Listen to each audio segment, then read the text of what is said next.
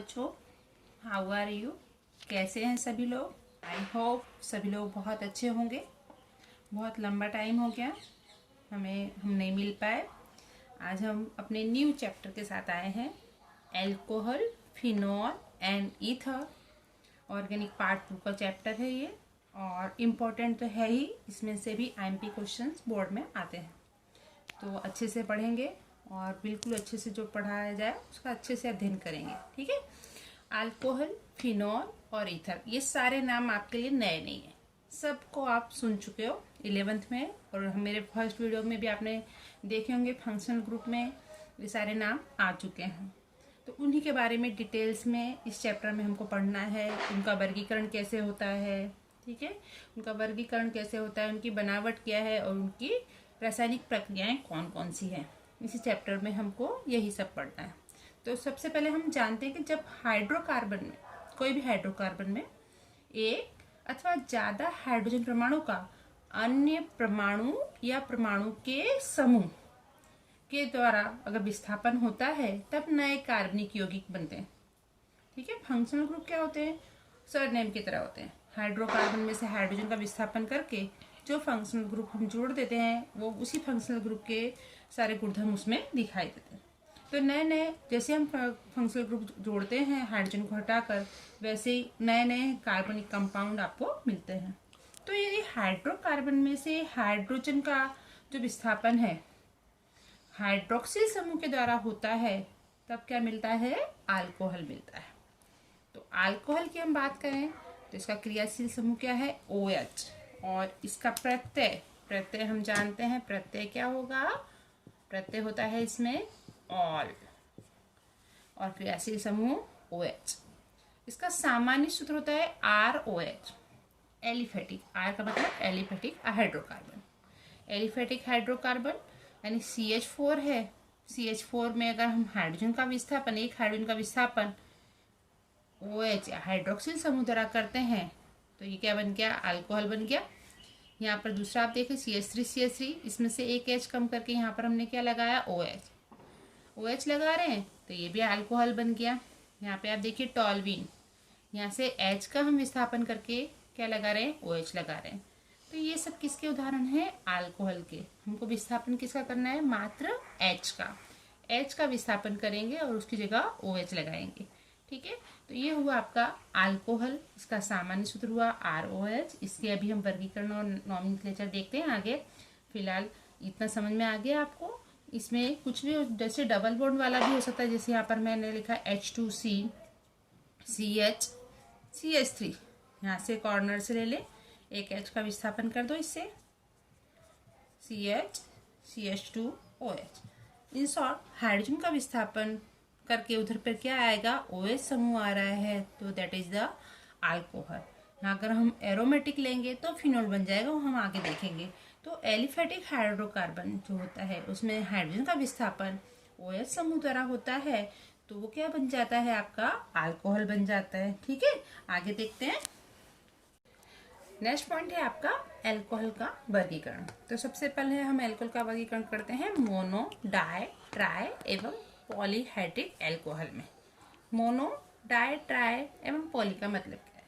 तो सिंपल सी चीज है। Mono 1, di 2, tri 3, poly that means 3 से ज्यादा अगर OH समूह जुड़े होते हैं हाइड्रोकार्बन में, तो उन्हें मोनो, डाई, ट्राई, पॉलीहाइड्रिक में वर्गीकरण किया जाता है। जैसे कि C2H5OH, यहाँ पर कितना OH है? एक OH ग्रुप है वो जुड़ा हुआ है, इसलिए ये क्या हो जाएगा? मोनोहाइड्रिक। यहाँ आप देखिए 2 OH समूह है, therefore this is the dihydric. यहाँ 3 OH समूह है, therefore is the trihydric alcohol. तो इस तरह हम मोनो, डाई, ट्राई, और 4 होंगे तो टेट्रा, 5 होंगे तो पेंटा, इस तरह उनको हम क्या कहेंगे? पॉलीहाइड्रिक एल्कोहल समूह कहा जा सकता है। तो सिंपली OH समूह की संख्या के आधार पर इन्हें मोनो, डाई, ट्राई में वर्गीकृत किया जाता है।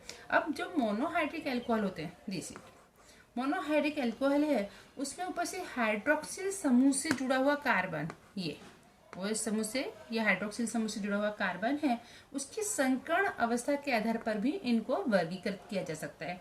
इन्हें कैसे वर्गीकृत किया जाता है आगे देखते हैं अपने आगे। तो यौगिक जिसमें CsP3OH, CsP3OH का मतलब क्या होता है? OH समूह जिस कार्बन से जुड़ा हो उसका संकरण sp3 होगा। sp3 होगा, दैट मीन्स वो कार्बन कैसा होगा? सिंगल बॉन्ड वाला होगा। तो उसके अंदर भी वर्गीकरण होता है। कैसे हो रहा है? तो पहला उसमें प्रकार है प्राथमिक, द्वितीयक तथा तृतीयक अल्कोहल में वर्गीकरण। प्राथमिक, द्वितीयक और तृतीयक अल्कोहल में वर्गीकरण क्या है, आइए देखते हैं। तो RCHHOH, आप देखिए यहाँ पर OH समूह जिस कार्बन के साथ जुड़ा है वो अन्य मात्र एक कार्बन के साथ जुड़ा हुआ है या एक एल्किल समूह के साथ जुड़ा हुआ है। तो इस प्रकार के अल्कोहल को हम क्या बोलेंगे? प्राथमिक अल्कोहल बोलेंगे। एग्जाम्पल देख सकते हैं आप, CH3 CH2OH। आप इसको एक्सपांड करके देखना चाहें तो भी आप देख सकते हैं। देखिए ये H H H H H OH। OH समूह जिस कार्बन के साथ जुड़ा है वो अन्य मात्र एक कार्बन के साथ जुड़ा है। तो ये हो गया आपका प्राथमिक अल्कोहल। द्वितीयक अल्कोहल की अगर हम बात करें तो द्वितीयक अल्कोहल यहाँ पर आप देख लीजिए, ये RR।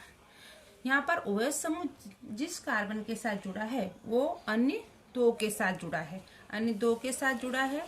तो ये क्या हो जाएगा? द्वितीयक अल्कोहल हो जाएगा। इसका एग्जाम्पल देख लें, CH3 CHOH CH3। आप देखिए ये OH समूह इस कार्बन से जुड़ा है और ये अन्य कितने कार्बन के साथ जुड़ा हुआ है? दो कार्बन के साथ जुड़ा हुआ है। तो ये हो गया आपका द्वितीयक अल्कोहल।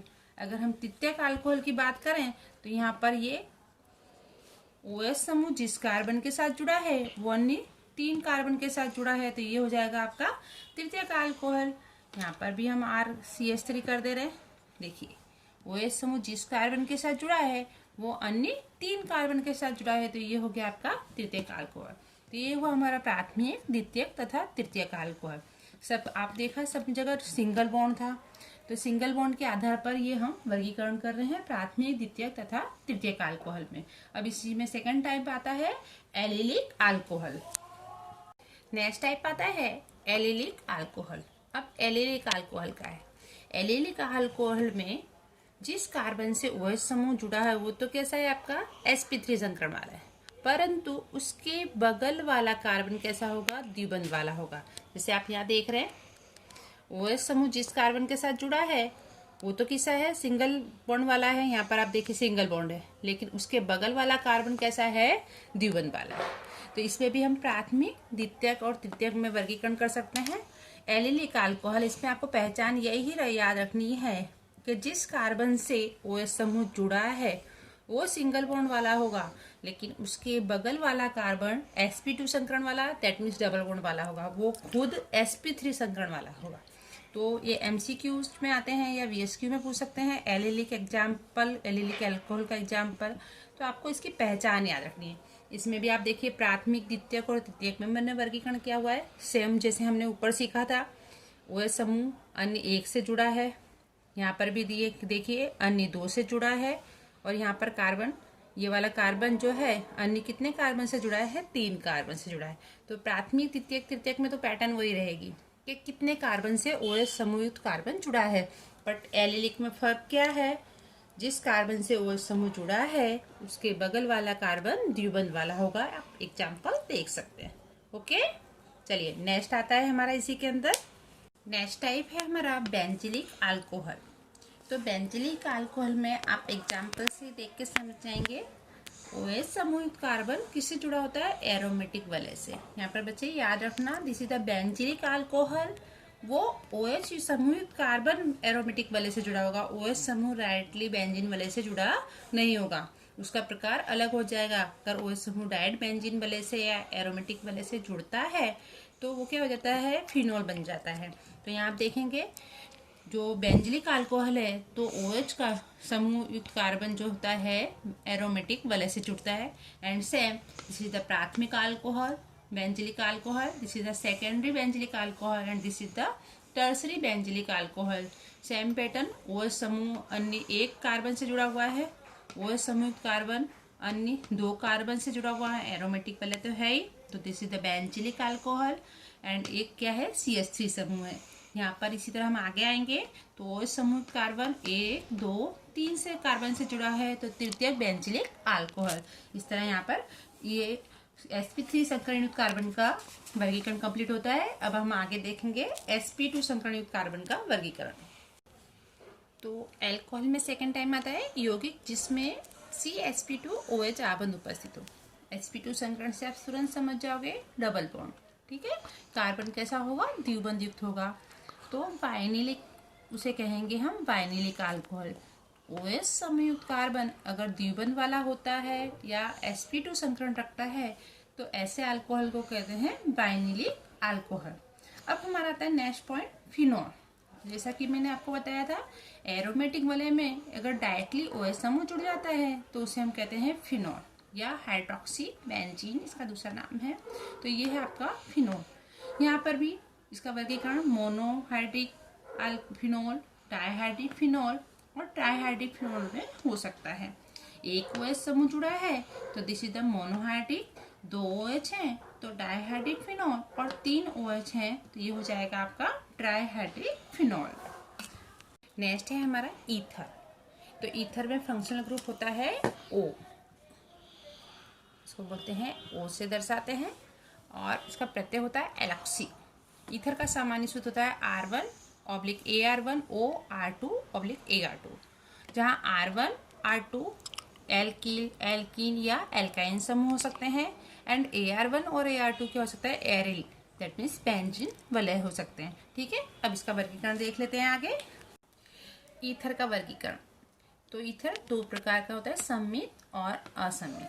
जैसा कि हमने जाना है, बीच में O होता है। अगर इसके तरफ दोनों तरफ जुड़े हुए समूह समान हो तो इस प्रकार के ईथर को बोलेंगे सम्मित ईथर, और अगर दोनों समूह असमान हो तो इस प्रकार के समूह को बोलेंगे, ईथर को बोलेंगे असम्मित ईथर।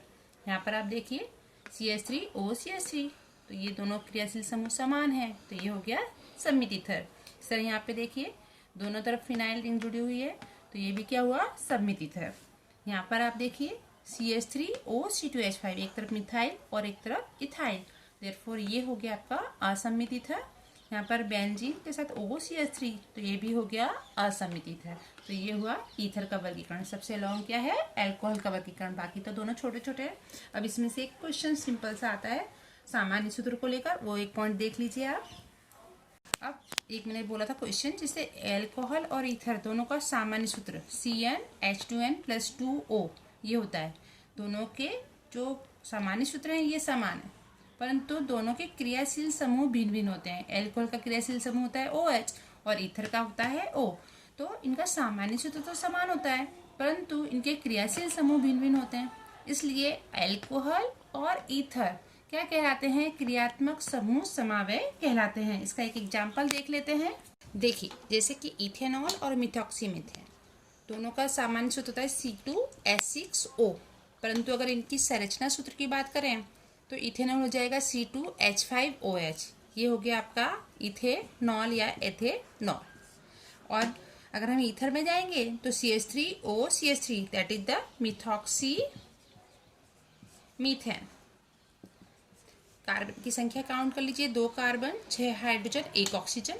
यहाँ पर भी 2 कार्बन 6 हाइड्रोजन और 1 ऑक्सीजन। दैट मीन्स दोनों में क्या है, कार्बन हाइड्रोजन और ऑक्सीजन समान है परंतु उनके संरचनात्मक सूत्र अलग अलग हैं। तो इस प्रकार की जो समवायता होती है इसको हम कहते हैं क्रियात्मक समूह समवायता। तो इस टाइप के क्वेश्चन MCQ में पूछ सकते हैं, तो इस चीज़ का ध्यान रखना और इसी तरह के और एग्जाम्पल्स के प्रैक्टिस करना। आज इतना आप तैयार कर लीजिएगा सबका वर्गीकरण। नेक्स्ट वीडियो में फिर से मिलते हैं। Okay, bye.